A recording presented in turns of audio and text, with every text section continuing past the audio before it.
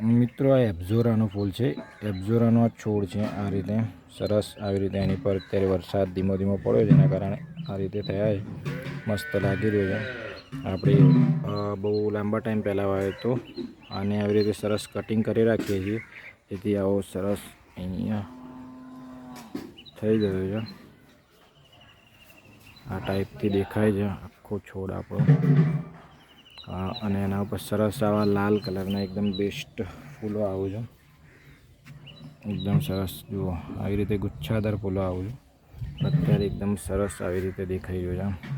પર બી અને બહુ બધા ફૂલો છે, તો એ ટાઈપથી દેખાઈ રહ્યો છે. એબ્ઝોરા તમારા ડેકોરેશન માટે બેસ્ટ ઓપ્શન છે. જો તમારે કોઈ ગેલેરી હોય તો એની અંદર બી તમે નાનો છોડ લાવીને નાનો વાવી શકો છો કુંડાની અંદર.